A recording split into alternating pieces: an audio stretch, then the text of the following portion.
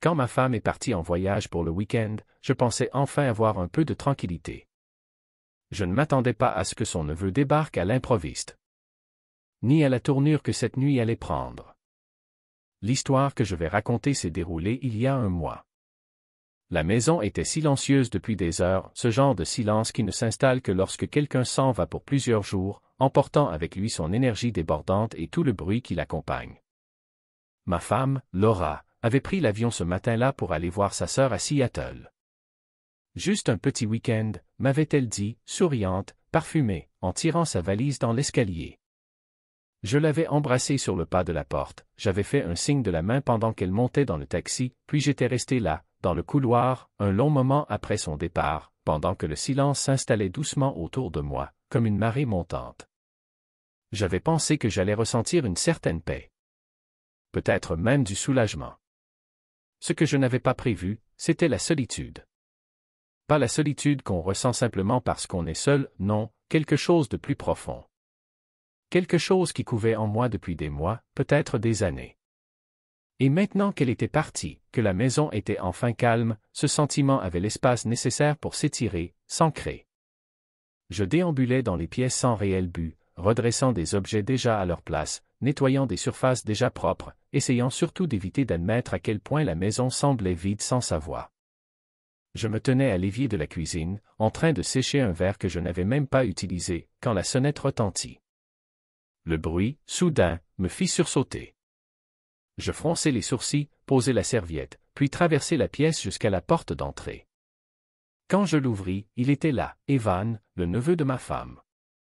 Il tenait une main accrochée à la sangle de son sac à dos. Son allure semblait détendue, mais il y avait une légère hésitation dans son regard qui me prit au dépourvu.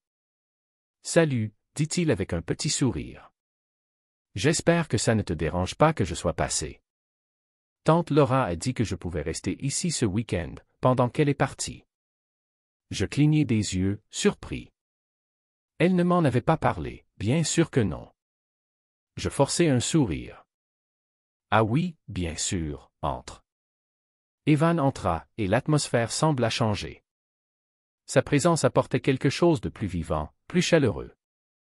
Il laissa tomber son sac au pied de l'escalier, puis se retourna vers moi, passant une main dans ses cheveux légèrement ébouriffés.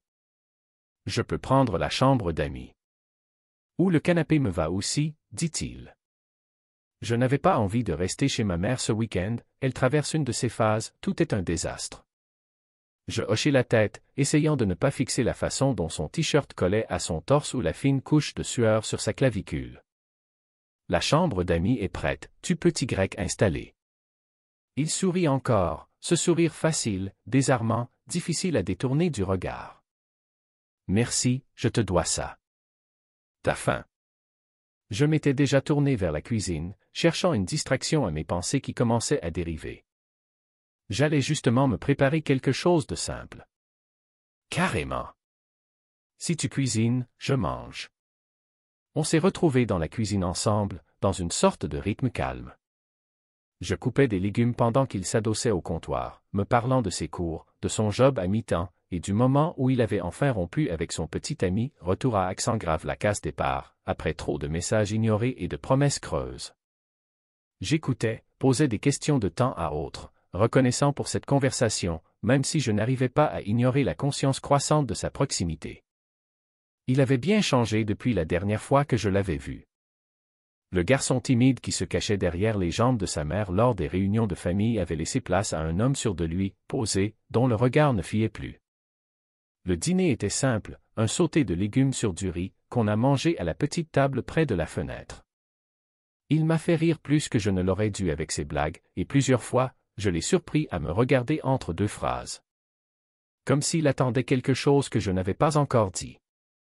Après avoir rangé la cuisine, on s'est retrouvés dans le salon. La télévision diffusait un film qu'aucun de nous ne regardait vraiment. Il était allongé sur le canapé, les jambes étendues, et moi à l'autre bout, une bière à la main. « Alors ?»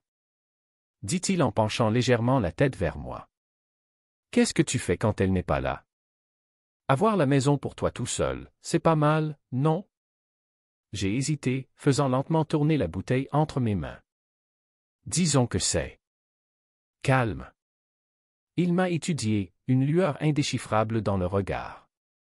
Tu ne te lasses jamais d'être seul chez toi. Je l'ai regardé, surpris par la question, et par à quel point elle me touchait. Si, ai-je fini par répondre. Bien plus que je ne l'aurais cru. Il a hoché lentement la tête, puis a attrapé la télécommande pour couper le son de la télévision. Le silence qui s'est installé était plus doux, presque intime. Tu n'as pas besoin de l'être ce soir, a-t-il dit simplement. Je n'ai pas répondu tout de suite. Mon cœur battait plus vite que nécessaire. L'air semblait plus dense, chargé de quelque chose de non dit. Et il me regardait, pas comme un neveu, pas comme un invité. Comme autre chose. Je devais dire quelque chose. Faire une blague, me lever, monter me coucher. Mais je ne l'ai pas fait. Je suis resté là, assis. Je l'ai laissé rester proche. Et le silence. Aussi. Une bouteille de bière reposait sur la table basse. Je m'étais affaissé dans le canapé avec un soupir discret.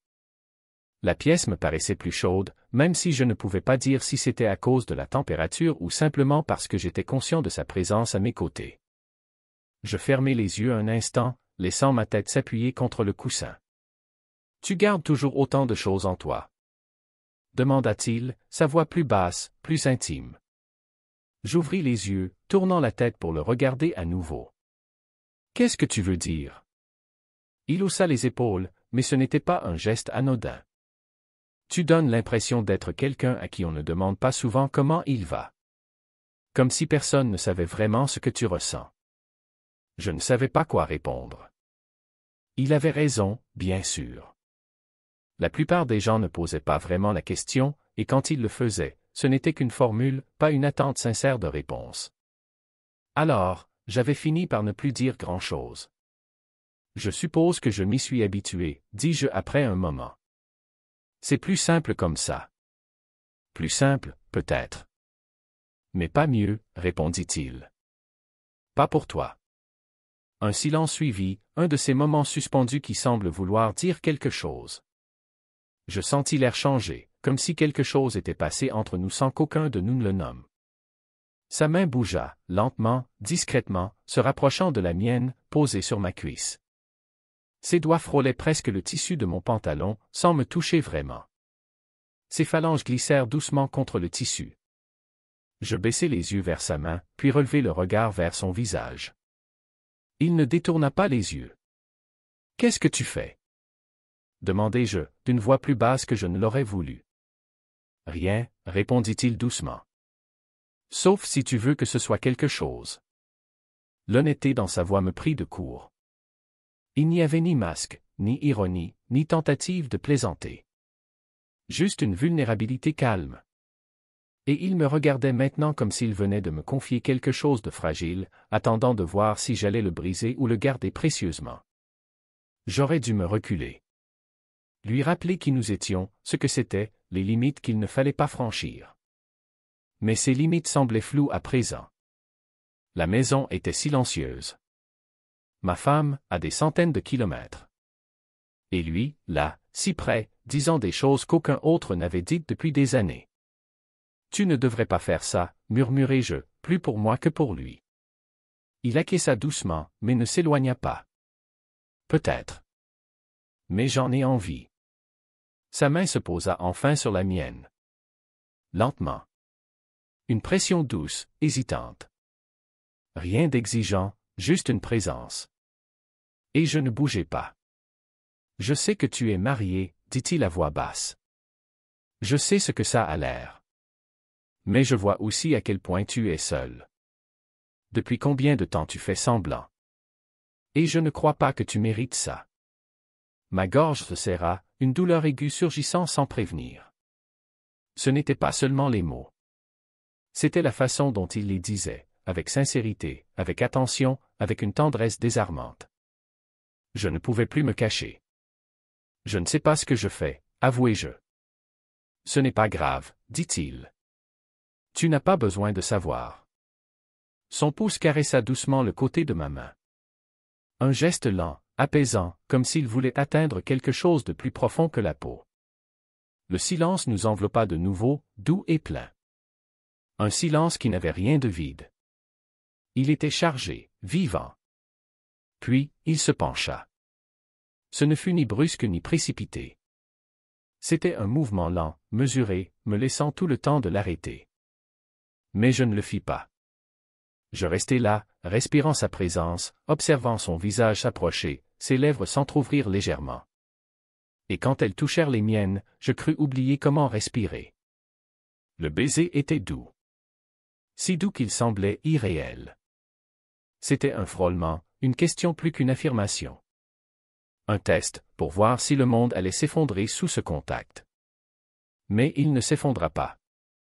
Au contraire, je me penchai un peu plus. Juste assez. Nos bouches se retrouvèrent, plus lentement, plus pleinement. Et lorsque je retournai ma main sous la sienne pour y serrer ses doigts, je sentis son souffle se mêler au mien dans le baiser. Nous nous éloignâmes après un moment. Toujours proches. Toujours silencieux. L'air entre nous chaud de notre souffle. Je ne devrais pas faire ça, murmurai-je encore. Mais les mots avaient perdu leur force. Je sais, dit-il doucement. Mais on le fait. Et tu ne m'as pas repoussé. Je ne sais pas combien de temps nous sommes restés comme ça. Assez proches pour sentir le souffle de l'autre. Trop incertains pour bouger. Un calme profond régnait encore dans la maison. Mais ce silence n'était pas celui de l'absence. Il était né de quelque chose de nouveau. Quelque chose suspendu entre nous, entre nos lèvres à peine séparées. Je sentais encore le baiser. Sa forme. Sa douceur. Mais ce n'était pas le contact qui me bouleversait. C'était ce qu'il portait. Cette vérité non dite. Ce regard posé sur moi. Un regard qui disait, tu mérites d'être vu. Tel que tu es. Evan ne disait rien. Il restait là, les yeux dans les miens, tenant toujours ma main, comme si cela nous ancrait tous les deux. Il n'attendait rien. Il ne forçait rien. Il était simplement là. Présent. Entièrement. Comme rarement quelqu'un l'est. Et pour la première fois depuis longtemps, je me suis senti vu. Ses yeux descendirent brièvement vers ma bouche avant de revenir se plonger dans les miens. Je vis sa poitrine se soulever un peu plus vite, une rougeur montant lentement le long de son cou. Il se pencha de nouveau, plus lentement cette fois, guettant le moindre signe d'hésitation. Il n'y en eut pas. Je ne l'ai pas arrêté. Je n'en avais pas envie. Le second baiser fut plus ample, plus profond. Sa bouche se mouvait contre la mienne avec une assurance tranquille, comme s'il avait attendu longtemps une permission. Et maintenant qu'il l'avait, il ne comptait pas en perdre une seconde. Je répondis sans réfléchir, mes lèvres s'entr'ouvrant légèrement pour l'accueillir, pour m'ouvrir moi-même d'une manière que je n'avais plus connue depuis des années. Ma main quitta la sienne, glissa sur son épaule puis dans ses cheveux, mes doigts se perdant dans ses mèches douces alors qu'ils se rapprochaient encore, nos corps attirés l'un vers l'autre par quelque chose de plus ancien que la prudence. Il se hissa doucement sur mes genoux, sans rompre le baiser, un genou de chaque côté, s'installant sur mes cuisses, son poids chaud et réel contre moi. J'inspirai brusquement au contact, ce contact plein de son corps contre le mien provoquant un frisson dans ma poitrine. Il entoura mon cou de ses bras, son souffle devenant plus court. Ses lèvres exploraient les miennes comme s'il essayait de les mémoriser. Nos gestes étaient lents, prudents, comme si nous apprenions une nouvelle langue à travers le toucher. Mes mains trouvèrent sa taille, son dos, l'attirant un peu plus fort contre moi, ayant besoin de sentir davantage. Il était chaud partout, sa peau irradiait à travers le tissu léger de sa chemise. Je pouvais sentir son cœur battre contre le mien, rapide, régulier, en écho au mien. Il s'écarta juste un instant, les yeux mi-clos, la bouche entr'ouverte, tentant de reprendre son souffle. « Tu es incroyable », murmura-t-il, la voix rauque, teintée d'incrédulité. Je ne savais pas que ça pouvait être comme ça. J'avalai difficilement, mes mains toujours posées sur ses hanches. Cela fait longtemps que je n'ai rien ressenti d'aussi fort. Ses sourcils se froncèrent légèrement à ces mots. Il se pencha pour embrasser le coin de ma bouche, puis ma mâchoire, puis plus bas, le long de mon cou. Chaque contact de ses lèvres était une brûlure lente. Et quand sa langue effleura brièvement ma peau, mes mains se crispèrent sur sa taille, le retenant plus près, sans même m'en rendre compte. Je le sentis sourire contre ma gorge avant qu'il ne souffle. Alors, laisse-moi te le rappeler. Je n'avais plus de mots pour la suite. Il ne restait que le ressenti.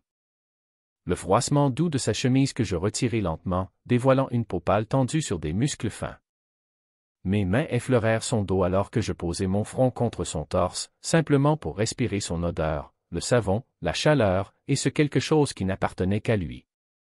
Il me laissa faire, sans me presser, tenant simplement l'arrière de ma tête avec tendresse, me laissant avancer à mon rythme.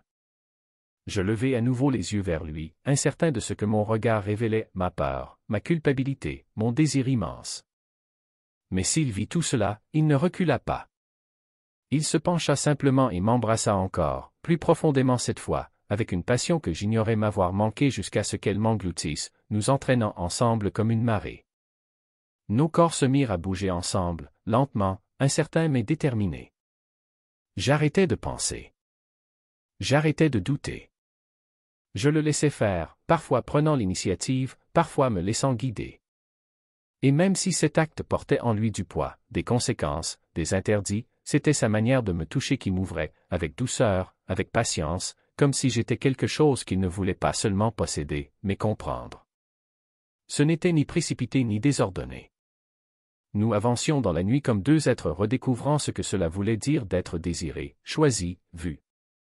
Et bien avant la fin, je savais déjà que je n'oublierais jamais une seule seconde. La pièce semblait différente à présent. Ce n'était pas seulement la chaleur que nous avions créée, même si elle persistait dans l'air, comme un battement. C'était le silence. Le poids de ce que nous venions de vivre. L'impression d'avoir glissé dans un espace hors du temps. Rien, en dehors des quatre murs de la chambre, ne semblait réel, ni l'horloge sur la table de nuit, ni la conscience vague du monde derrière les rideaux. Tout ce que je pouvais ressentir, vraiment ressentir, c'était lui. Evan était au-dessus de moi maintenant, torse nu, son corps nu jusqu'à la taille, éclairé faiblement par la lumière douce filtrant à travers la fenêtre. Son souffle se bloqua brièvement quand je glissai lentement ma main le long de son flanc, m'arrêtant au creux subtil de sa taille, puis remontant le long de son torse élancé. Il me regarda, ses yeux remplis non seulement de désir, mais de tendresse. Peut-être même de quelque chose de plus profond. Je ne pouvais pas encore le nommer, pas avec certitude. Mais cela me tenait captif, tout de même. Ses mains se posèrent sur ma poitrine, s'aplatissant contre ma peau, et il se pencha pour déposer un baiser entre mes clavicules. C'était lent, intentionnel. Et quand ses lèvres s'entr'ouvrirent légèrement, que je sentis la chaleur humide de sa langue dans le creux au-dessus de mon sternum, mes paupières se fermèrent. Je n'étais pas habitué à ça. Cette douceur. Ce soin. Cette dévotion silencieuse. Chaque geste de sa bouche, chaque trajet de ses doigts sur ma peau semblait être une question qu'il me laissait le temps de répondre, à mon propre rythme. Je levai la main pour lui caresser la nuque, le rapprocher, pour que nos corps s'alignent à nouveau. Sa peau était chaude et lisse. Les muscles de son dos se contractaient sous mes mains à mesure qu'il se mouvait sur moi. Le frottement entre nos hanches le fit halter contre mes lèvres, un son tremblant qui me poussa à le serrer encore plus fort. Il murmura mon prénom doucement, comme un secret. Une seule fois. Mais la manière dont il le dit me transperça. Personne ne m'avait parlé comme ça depuis des années. Pas même ma femme. Peut-être surtout pas elle. Nous bougions ensemble lentement, trouvant un rythme qui parlait plus d'intimité que de hâte. Il n'y avait aucune mise en scène dans ses gestes. Aucune pression. Juste l'exploration. Le frôlement de ses doigts le long de mon ventre. La pression de sa bouche derrière mon oreille. Le souffle discret lorsqu'en glissant mes mains jusqu'à ses cuisses, je l'ai retenu contre moi. À un moment donné, j'ai cessé de penser. Cessé d'entendre quoi que ce soit d'autre que nos respirations entremêlées et le doux frottement de nos peaux qui se retrouvaient. Je ne savais plus vraiment qui j'étais censé être, j'existais simplement, là, avec lui. Il m'a guidé doucement sur le côté, puis sur le dos. Nos positions changeaient à peine, mais nous restions toujours proches, toujours ensemble. Quand nous nous sommes enfin unis complètement, ce fut lent, attentif, presque sacré.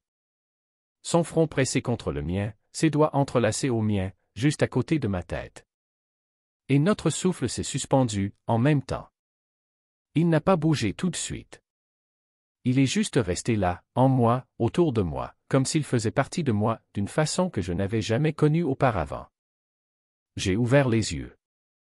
Il me regardait déjà, son regard chargé d'émotion, de désir, d'une tendresse presque douloureuse dans sa pureté. Puis nous avons commencé à bouger ensemble. Pas avec précipitation. Pas avec urgence. Mais avec une forme de dévotion silencieuse. Chaque mouvement de ses hanches ressemblait à une promesse. Chaque baiser dans mon cou, à une confession. Je ne parlais pas. Je ne pouvais pas. Mais je n'avais pas besoin de le faire. Il comprenait. Il ralentissait quand mon souffle se brisait. Accélérait doucement quand je le serrais plus fort contre moi. Il s'ajustait à moi avec une attention qui faisait tout mon corps frissonner. Il m'a embrassé à travers tout cela, à travers la tension, l'ascension, la délivrance. Et quand j'ai atteint ce point, ce n'était pas violent. Ce n'était pas chaotique. C'était doux. Intime. Mon corps s'est arqué sous le sien. Ma main a serré la sienne. Et je me suis laissé aller. Dans ce moment, je ne me suis pas senti honteux. Je ne me suis pas senti coupable. Je me suis senti libre. Il m'a rejoint peu après, enfouissant son visage contre mon cou, son corps tremblant au-dessus du mien. Je l'ai enveloppé de mes bras, le tenant pendant que l'orage passait. Son gémissement s'est étouffé contre ma peau, et tout son corps s'est pressé contre le mien, comme s'il voulait disparaître à l'intérieur de moi. Quand ce fut terminé, nous n'avons pas parlé pendant longtemps. Il s'est allongé doucement à côté de moi, un bras posé sur mon ventre, ses doigts traçant des lignes lentes et sans but sur mon flanc. Notre respiration est revenue peu à peu à la normale. Le silence, cette fois, n'était pas pesant. Il était habité d'autre chose, pas de culpabilité. Une étrange paix mélancolique. Il a niché sa tête dans le creux de mon épaule, ses jambes mêlées aux miennes sous les draps. Et je n'ai pas pu me résoudre à bouger. Son poids contre moi semblait juste. Naturel. Son pouce traçait de petits cercles sur mes côtes. Et lorsqu'il a parlé enfin, sa voix était basse, chargée d'un quelque chose que je ne savais pas encore nommer. Je ne veux pas faire comme si rien ne s'était passé. J'ai tourné légèrement la tête, effleuré ses cheveux encore humides de mes lèvres. Moi non plus. Tu n'es pas comme elle, a-t-il murmuré. Toi, tu ressens vraiment les choses. J'ai expiré lentement. C'est peut-être ce qui m'a toujours mis dans des situations compliquées. Il a levé légèrement la tête, un sourire en coin sur les lèvres. Si c'est ça, les ennuis, alors je prends. Je n'ai pas pu m'empêcher de sourire à mon tour. Mon pouce a glissé le long de sa mâchoire.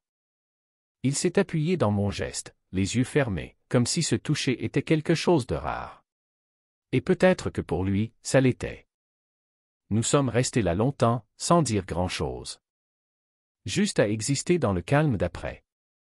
La pièce s'était rafraîchie, mais nous restions blottis sous les couvertures. Peau contre peau. Deux cœurs battant côte à côte. Je pouvais sentir son corps se détendre, le léger tremblement de plus en plus discret, son souffle s'apaisant, sa prise sur ma taille se relâchant doucement. Je l'ai regardé s'endormir. Les traits de son visage s'adoucissaient. Le pli entre ses sourcils, qui semblait toujours présent, même quand il souriait, avait disparu. Il avait l'air plus jeune. Paisible. Je suis resté éveillé bien après que sa respiration soit devenue profonde et régulière. Mes yeux fixaient le plafond, écoutant le bourdonnement lointain du réfrigérateur dans la cuisine, le craquement occasionnel de la maison qui travaillait, et les soupirs discrets qu'il laissait échapper dans son sommeil. Je savais ce que nous avions fait. Je savais ce que ça signifiait. Et pourtant, je ne regrettais rien. À travers les couches que j'avais construites au fil des années, détachement, retenue, silence, il avait vu clair. Il avait houché quelque chose d'enfoui depuis longtemps, quelque chose que j'avais cessé d'espérer qu'on cherche encore. Et maintenant, alors que je reposais à ses côtés, baigné dans une pâle lumière lunaire, une panique douce mais profonde montait en moi. Une panique que je ne savais même pas nommer. Ma femme serait de retour dans moins de 48 heures. Ce n'était pas sa présence qui me troublait, non. C'était la peur de devoir à nouveau faire semblant. De reprendre ce rôle. Car ce que nous avions partagé cette nuit-là n'avait rien d'un simple écart. Ce n'était pas dû à l'alcool ou à un moment de faiblesse. C'était lent. Intime. Délicat. Il m'avait regardé comme si j'existais vraiment. Comme si j'étais désiré, pas juste nécessaire. Il y a une différence, et je l'ai senti. Dans chaque baiser. Dans chaque soupir contre ma peau. Evan bougea légèrement à côté de moi, sa main se resserrant un instant sur mon ventre, puis il se rapprocha encore. Son souffle chatouilla la base de ma gorge. Il marmonna quelque chose d'inintelligible, puis se rendormit, son corps s'enroulant instinctivement contre le mien. Je l'ai entouré de mes bras sans y réfléchir. Mes doigts ont glissé le long de sa colonne, frôlant sa peau chaude. Il a émis un léger son, à moitié endormi, apaisé. Et là, j'ai su que je ne voulais être nulle part ailleurs. Pas cette nuit. Peut-être jamais. Je ne sais pas quand je me suis endormi. Mais quand je me suis réveillé, c'était dans la lumière grise de l'aube filtrant à travers les rideaux. On entendait les oiseaux dehors. La pièce, adoucie par la lumière du matin, semblait suspendue hors du temps. Evan était encore là. Il avait changé de position durant la nuit. Allongé sur le dos, un bras reposant sur sa poitrine, l'autre tendu vers moi, sa main effleurant mes côtes sous la couverture. Son visage était détendu. Sa bouche légèrement entr'ouverte. Si jeune, à cet instant, que j'en avais le souffle coupé. Je l'ai regardé longtemps, sans savoir ce que j'attendais. Peut-être que j'espérais qu'il se réveille avec un sourire et dise quelque chose qui donnerait un sens à tout ça. Ou peut-être que je craignais qu'il ne dise rien du tout. Finalement, je suis sorti du lit, lentement, et j'ai enfilé un jogging. J'ai traversé le couloir jusqu'à la cuisine. Le sol était froid sous mes pieds nus. La maison encore imprégnée du calme du petit matin.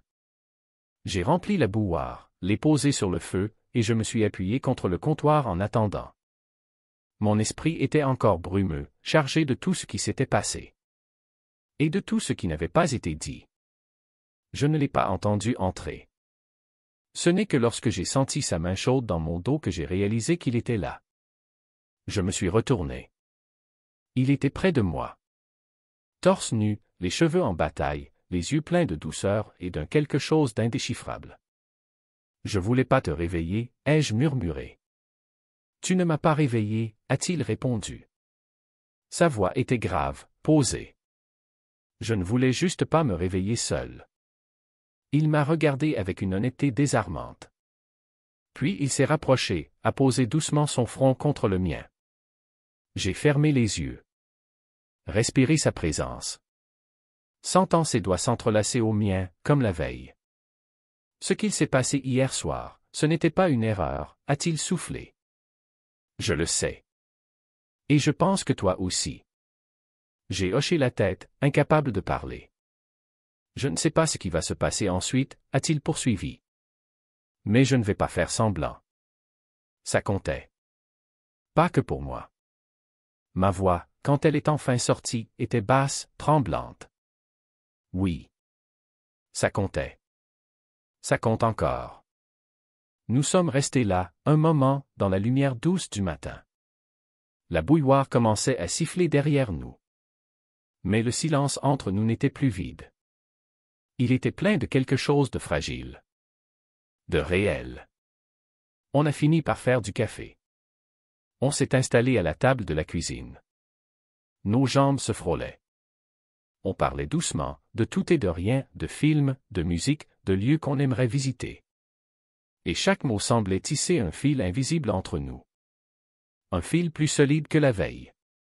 Cette nuit-là avait tout changé. Et on le savait tous les deux. Il est resté. Toute la matinée. Toute l'après-midi. Et quand le soir est tombé, je ne lui ai pas demandé de partir. Parce que je n'étais pas prêt à renoncer à ce qu'on avait trouvé. Pas encore. Peut-être jamais. C'était une sensation étrange, comme si quelque chose était en train de naître, plutôt que de se consumer. Ma femme est rentrée à la maison 2 jours plus tard, traînant sa valise comme si rien n'avait changé. Et peut-être, pour elle, rien n'avait vraiment changé. Elle a repris ses habitudes sans remarquer que je la regardais différemment, plus attentivement. Elle n'a pas comblé les silences entre nous comme avant. Elle ne m'a pas demandé où j'étais ce samedi soir. Elle n'a pas posé de questions sur la tasse supplémentaire dans le lave-vaisselle, ni sur la couverture soigneusement repliée sur le canapé. Ou alors, elle a tout vu et a simplement choisi de ne rien dire. Les semaines ont passé. Rien n'a explosé, mais quelque chose dans l'air avait changé. Pas entre elle et moi, mais entre lui et moi. Evan. Dans ce silence, quelque chose s'est formé. Quelque chose d'indicible, mais bien réel. Je ne sais toujours pas quel nom lui donner, mais je sais ce que j'ai ressenti. Alors, je vous pose la question, qu'avez-vous pensé de notre histoire? Avez-vous déjà vécu un moment comme ça, lent, profond, presque imperceptible, mais qui change tout? Avez-vous déjà rencontré quelqu'un qui vous a vraiment vu, là où les autres passaient à côté? Quelqu'un qui vous a touché, pas seulement avec ses mains, mais avec sa compréhension? Et vous, qu'auriez-vous fait à ma place? Auriez-vous tout arrêté? Seriez-vous parti? Ou auriez-vous fait comme moi, et laissé faire les choses? Je ne sais toujours pas si c'était bien ou mal. Mais je sais ce que j'ai ressenti. Et dans un monde où tant de choses sonnent creux, ressentir quelque chose, vraiment quelque chose, parfois, ça suffit.